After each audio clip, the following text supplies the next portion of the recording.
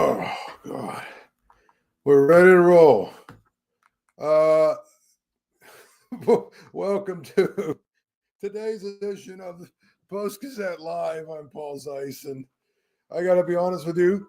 I am thinking that I'm going to be ready for the injured reserve list after what just happened to me. I was trying to get into this office where I could sit down and do this video, and I was in a hurry, and I opened up my car door, and for whatever reason, my bag must have been turned over at the exact right angle that my computer fell out.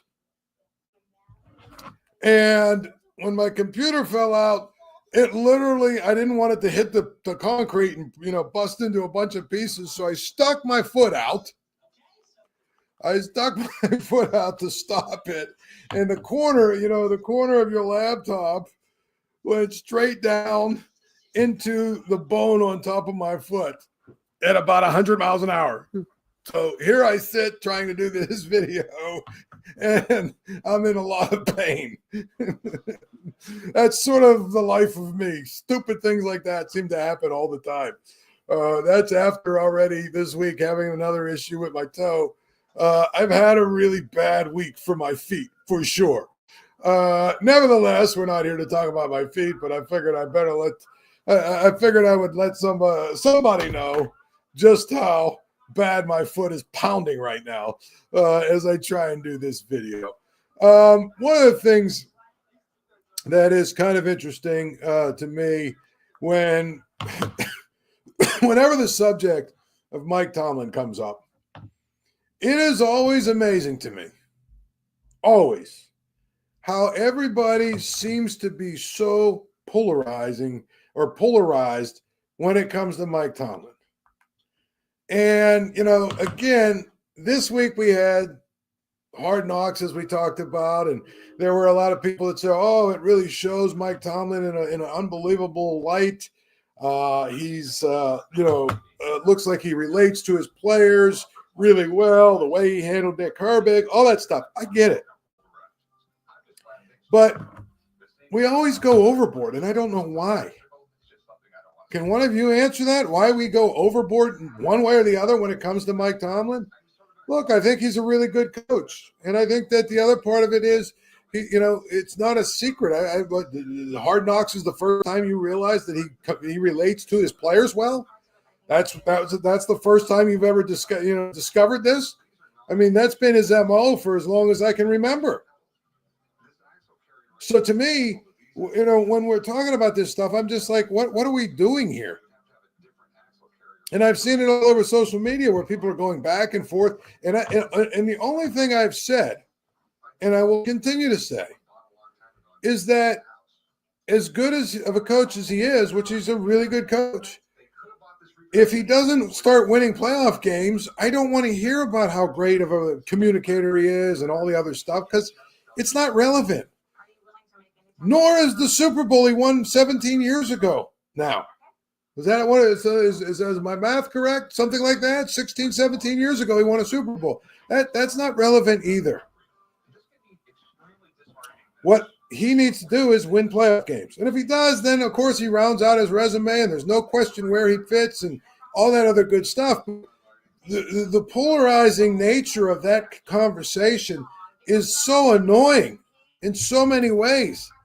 And it's annoying because I don't think people really want to have a real conversation about it. We have no ability anymore to think critically. None. We have no ability anymore to discuss things critically, to look at things critically, to look at things in a way where, okay, let's take a big picture look at it and hope that, for the most part, we can have a real conversation. It's just that good. And that's really what it is, if you ask me. I think if you look at it from that standpoint, I just don't know that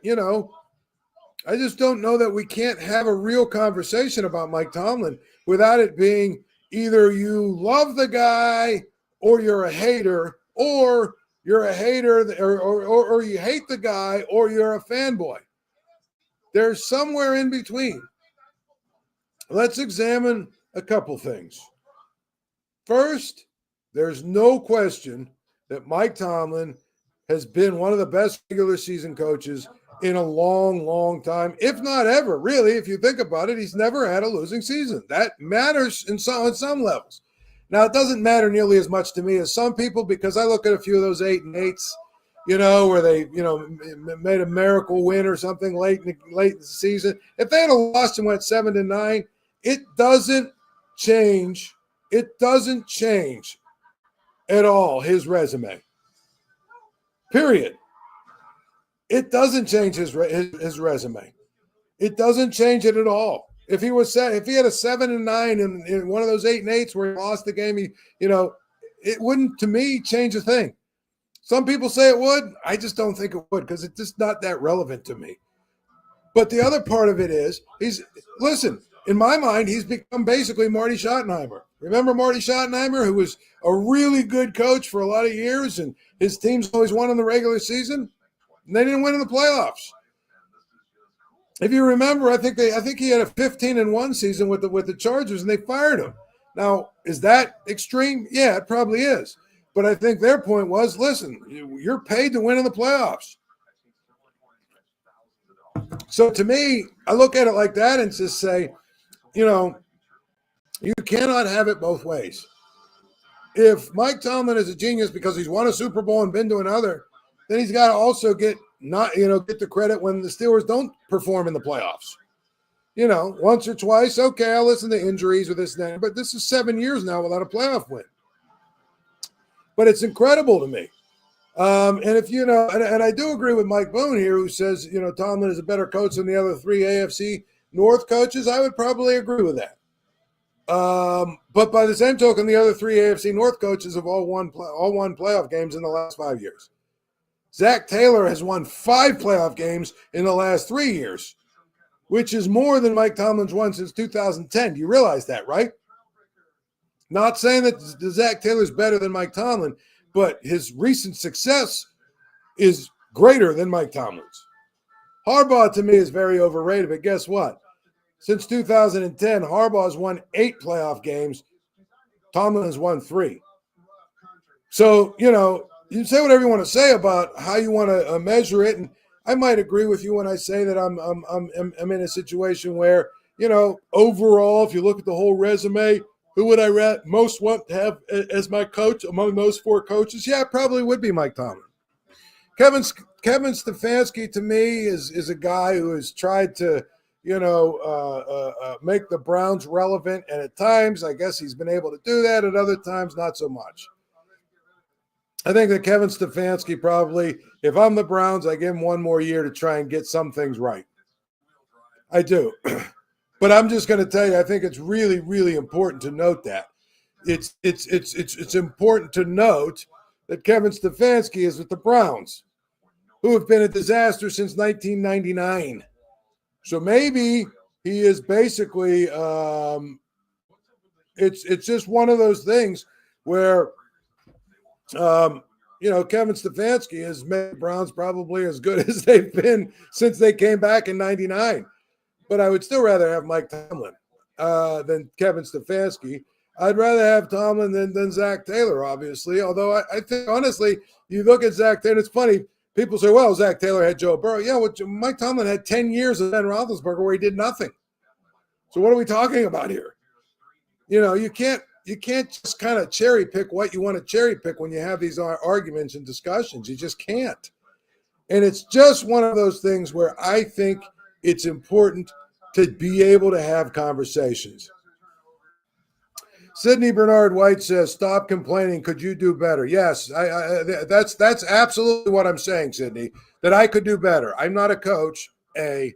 I'm not, I don't get paid millions to be a coach, B. And I haven't even said Mike Tomlin's a bad coach.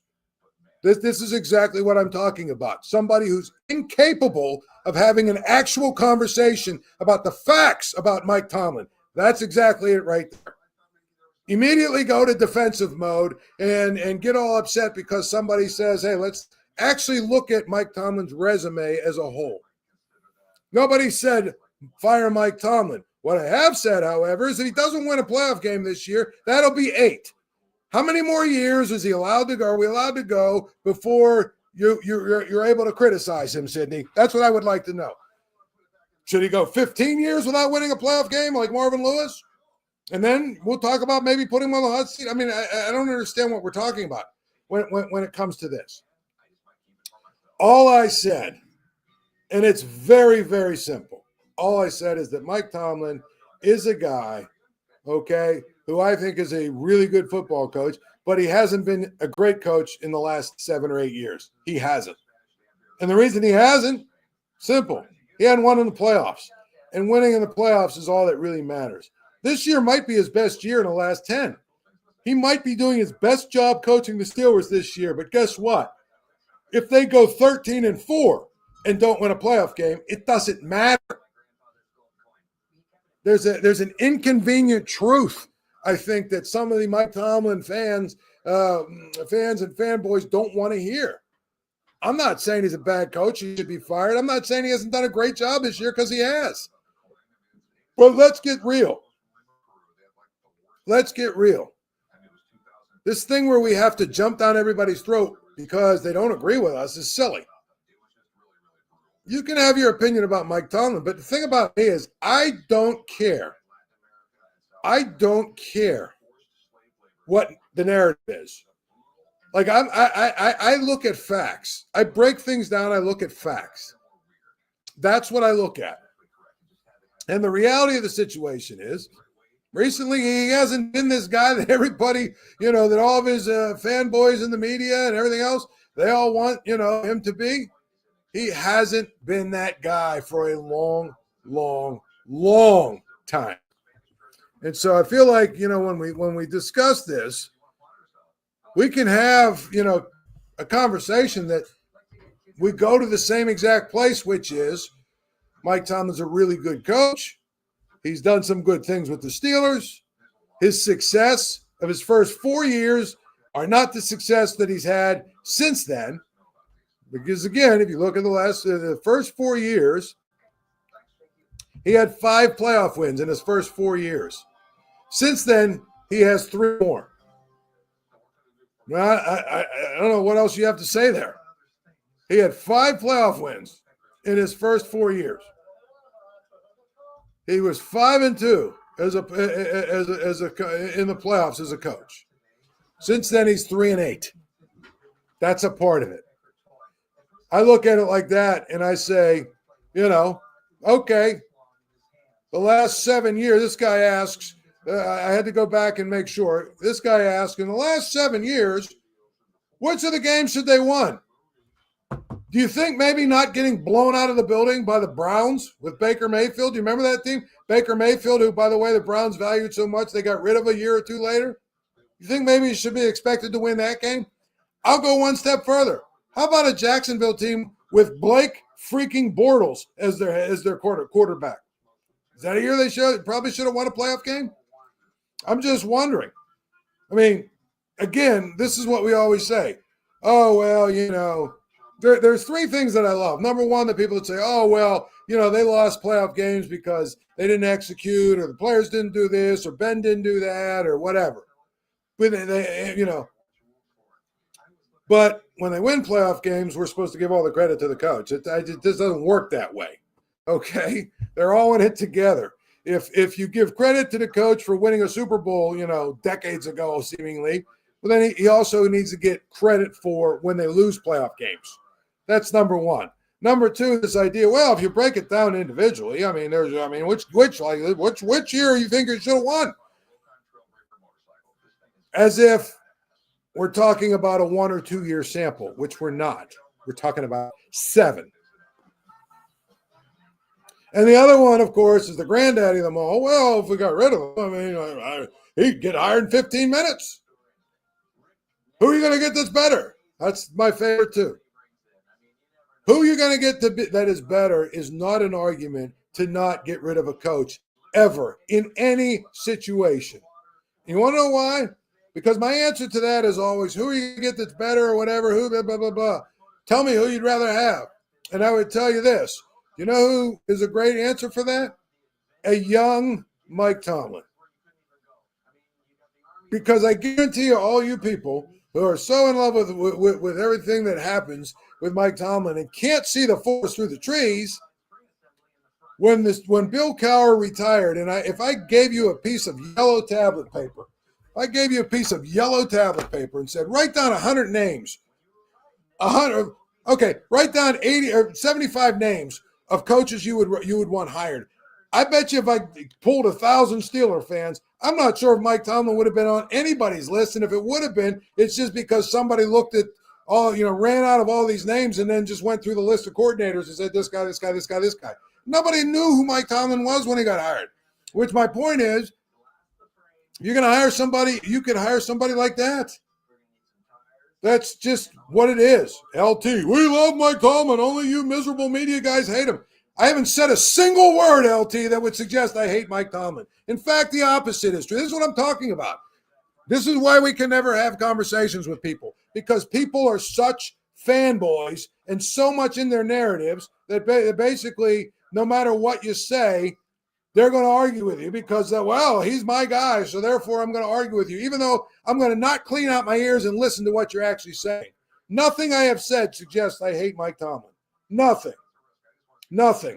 Well, Michael says, I'll give you those two. What about the other? Okay, well, two. There's 2 out of 5 where they should have won playoff games, period. You can't win it every single year. Nobody's saying you should. But again, we're not talking about winning the Super Bowl every year. We're not talking about, winning a playoff game every year. We're not talking about winning a division every year. We're not talking about that. We're talking about one time in 8 years, can we win? Can you win a playoff game? That's what we're talking about. I mean, my God, some of you people are just so hard to deal with because you don't want to have a real conversation. You don't want to listen to what other people are saying, ever. I've heard all the arguments for Mike Tomlin, and guess what? I agree with almost all of them. But a legitimate criticism of him is he has not been able to have playoff success in the last 7 years, and guess what? That's a legitimate criticism. And as I said yesterday, it's only the 3rd coach in the history of the NFL that has been able to be a head coach of the same team when you've gone, I think it's actually more than 5. It's been to 7. When you haven't won a playoff game for 7 seasons, I think he's only the 3rd guy in the history of the league that's done it and survived to tell about it. And the first 2 were Marvin Lewis and Jim Mora of the Saints, both who took over horrible situations and made them decent, which is why they got as many years as they did. It's not what happened with Mike Tomlin. He took over a Super Bowl team, period. A Super Bowl team with a franchise quarterback who was in his prime, or just entering his prime, who had already won a Super Bowl. So my point there is, again, I'm not trying to be combative here, but it drives me crazy when I see all these conversations. And people don't want to talk about, well, these are the actual conversations we're having. They just want to yell and scream about what they think you're saying. No, I haven't said anything at all that would suggest I hate Mike Tomlin. Nothing. I haven't said a word that would suggest I hate Mike Tomlin. I've said the opposite. And I like Mike Tomlin. I think he's a good coach, and I think he might be in the midst of his best season. I think he might actually be in the midst of his best season as a coach. But again, he's this thing where you're never allowed to criticize him or you're a hater. That's just stupid. And it's really the way that all of our conversations nowadays are set up. I want to say part of it is social media, because now everybody just has access to everybody and thinks because they can sit down and type something, that it makes it relevant. All I'm telling you is it's important to understand that, if you're going to just live in sort of your narratives and your bubble, and you're going to lash out at anybody that has a different idea than you do, you're just not going to get it to the point where you really aren't necessarily, opening your mind and being able to have critical thoughts and intelligent conversations. Now that I got that off my chest, one of the things that, by the way, as an aside, I don't know if you saw the note, but Eric Bieniemy apparently was let go by the UCLA. You remember, you want to talk about a fall for grace? You remember that? Remember when Eric Bieniemy was going to be the next great head coach in the NFL? Well, now he's not even, I guess he couldn't even keep his job as a Pac-12.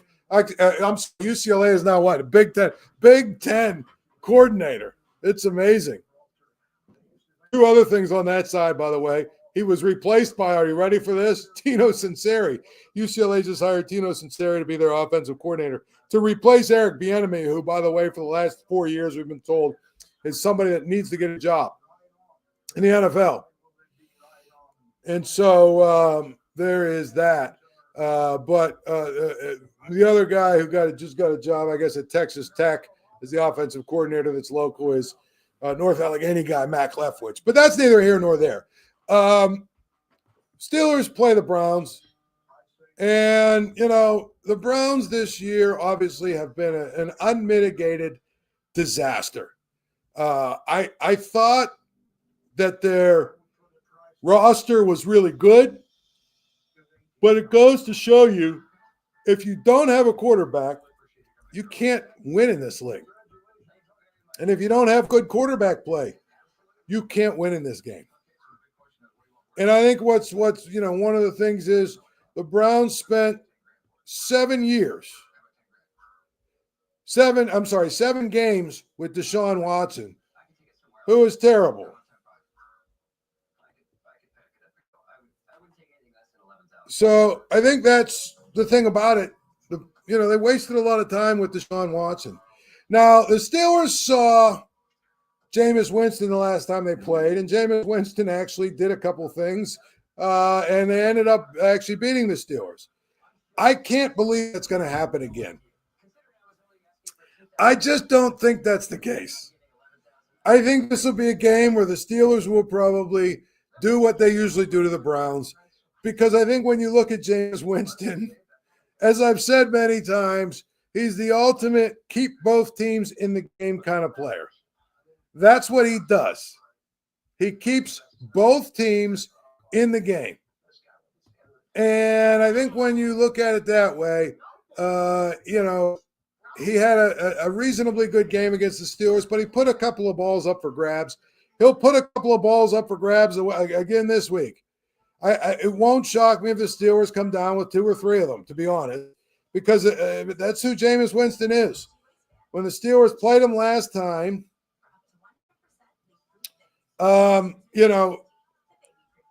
he put a couple of balls in harm's way that they just weren't able to hang on to. I don't think that's going to happen. I mean, he's coming off a game where he threw for 497 yards and 4 touchdowns, and they lost. And they lost because he threw 2 more touchdowns to the Broncos, and he threw a third when they were down near the end zone there. So, what do we count that as? Let's say that's at least, subtract 3 points, if not 7 from the Browns. So, he basically gave the Broncos 17 points in many ways. I mean, if you do the math there, it's pretty simple to see that he did exactly what I said. He keeps both of them in the game. Always does. Always will. And so I think, he got lucky a little bit when the Steelers played him the first time, and of course there was a blizzard and it was weird conditions. And, the Steelers had won a bunch of games in a row, so it almost felt like they were due to lose a game like that. Even still, the Steelers had a bunch of different ways or a bunch of different, chances where they could have won the game. But at the end of the day, they couldn't. They just lost it. The Browns, it looks to me like if you look at what's going on with them, they've got a couple of big-name players and high-profile players, but they really, really need to retool, especially on defense. I mean, I think, they've got Myles Garrett. They've got a couple other guys, but their defense hasn't been as good as I thought it was going to be, to be honest. I figured the defense would be, maybe even the team's strength. Obviously, I assumed that Deshaun Watson might get better from last year to this. I mean, he just didn't. He never really had. I mean, he's just kind of this, a guy who probably is done. His best days are probably behind him.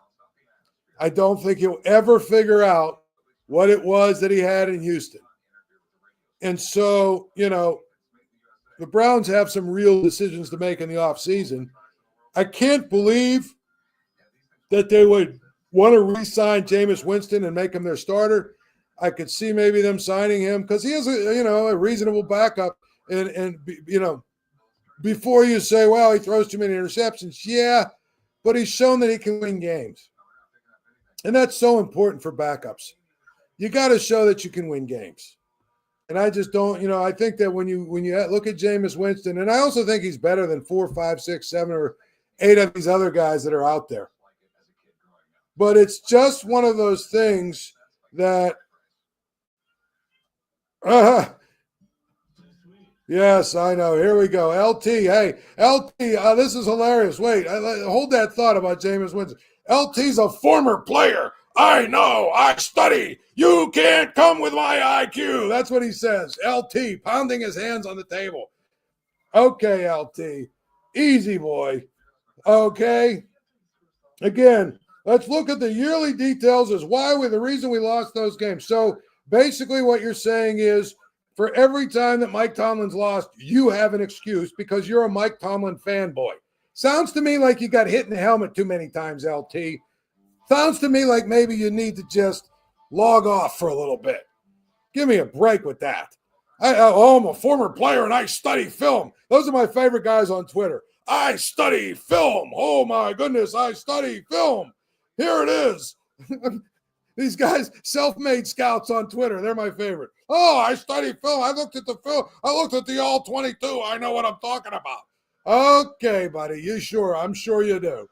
Anyway, back to the adult conversation. We are talking about Jameis Winston, and I think I've had a discussion with some people when it comes to Jameis Winston who say, oh well, he's a backup. He's nothing more than a backup. He can't be a starter. The problem is I look at guys that are out there that are starting games, and I'll be honest with you, I'd rather have Jameis Winston than a few of them. I mean, I think Bryce Young is becoming better, but right now I probably would rather have Jameis Winston. I'd much rather have Jameis Winston than Anthony Richardson. I don't care how athletic he is and all the other stuff. Before he got cut, how about Daniel Jones? I'd rather have Jameis Winston than him. Rather have Jameis Winston than Gardner Minshew, who was a starter for a while. And who is the starter now? Is it Aiden O'Connell, who's the starter with the Raiders? Is that who's starting for them right now? I think it is. I mean, I probably would rather have Jameis Winston than Derek Carr, to be honest, at this point in his career. So, I mean, I could probably come up with 4 or 5 guys that I think I would rather have Jameis Winston as a starter than them. And so, while I think he's a backup and should be a backup, you got to remember there are a lot of guys who are bad starters in this league. The key this Sunday will be twofold. Number one, I think the Steelers just need to continue to do what they're doing on offense. They need to figure it out where they're consistent on offense. Continue to do what they're doing. I don't think they need to change much of anything. Continue to try and build their running game. But the other part of it is when Jameis Winston puts the ball in harm's way, they need to go out and make sure that they catch it. That's such an important thing for them. They need to catch it, period. And if they catch it, and I mean intercept them a few times, they're going to be okay.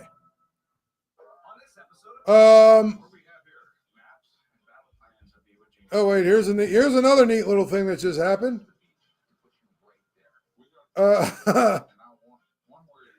Bill Belichick has interviewed for the job with the University of North Carolina. I can't imagine the University of North Carolina would want a 73-year-old after they just got, I think it's a 72-year-old after they just got rid of a 73-year-old in what everyone says is a young man's game. I can't imagine that. I can't imagine that would be something that would really be where North Carolina would say, yeah, we want to, sign up for an old guy. Plus, there's like 6 or 7 NFL openings that I would think Bill Belichick would be interested in. I don't know. That's just me. And I feel like, Bill Belichick is a guy who clearly is obviously a great coach, but he's 72 years old. If he wants to be an NFL coach, that's one thing. But a college coach, I just really don't see that. Don't see it as something that is legitimate. Don't see it as something that is it is actually a good fit. I just don't see that happening. I really don't. Steelers Browns on Sunday. The game's always on at Archie's. Get down to Archie's on Carson Street. Home of the 80-cent wings Monday through Thursday. Home of the Paul Zeise grilled cheese sandwich. Get down to Archie's when you get there. Say hello to Archie for me. And of course, he's open Sundays during the football season, so you can watch all the games down at Archie's. Bill Belichick as a college coach would be interesting. I just don't know how he's going to relate to college kids at this point. And I think the other part of it is I don't even know if he could relate to NFL guys now that he's a year or two removed from it. But much, much less college guys. We'll see where that goes. But to me, I just feel like it isn't necessarily a good fit for the University of North Carolina. But I did find it interesting. Now, one last thing. The people that run baseball have to be some of the dumbest people on the planet. The newest thing that they're going to try and do to try and make the game more watchable is called the Golden At-Bat. Basically, the way that the Golden At-Bat would work is that once a manager needs a player to hit, he gets one chance to put his best batter at up to the plate, regardless of where the batting order stands. So you get basically, I don't know, a guy who's already been pinch hit for, or a guy that you just took out of the game, or better yet, a guy that just hit a couple of batters earlier. And then all of a sudden, guess what? You can go take your best player and insert him into the lineup whenever you need him. It is a one-time thing, and it's not the same thing as pinch hitting. It's just basically you're going to put your best player on the field when you need him. For one at bat. I can't think of a dumber idea. Just leave baseball alone. Just let baseball be baseball. It just doesn't make any sense to me. It really doesn't. I just don't like it. It's one of those things. Oh, here we go. Smart guy, LT. Hey, LT, let me ask you. Oh, hey, let's see. Why hasn't Bill won a playoff game since Brady? Let's see. Bill's no longer in New England because he hasn't won a playoff game. And he has 6 Super Bowl rings, not 1. That's how New England did it. Doug Peterson, guess what? He won a Super Bowl in Philadelphia, didn't win any playoff games for like 2 or 3 years, and guess what? They moved on from him and got to the Super Bowl again. Do you know what most teams do when their guys don't win playoffs? They get rid of them. Thanks for proving my point, LT. Great talk. We'll talk to you tomorrow at 5. Have a good one. Stay out of trouble. It's cold out. Stay warm. Do all those good things. Don't get my blood pressure up higher than it is. I got to go. Bye-bye. Thank you for checking out this content from Post-Gazette Sports. If you watch this video on YouTube, please like the video and subscribe to our channel. For all of the sports coverage the Post-Gazette has to offer, visit post-gazette.com.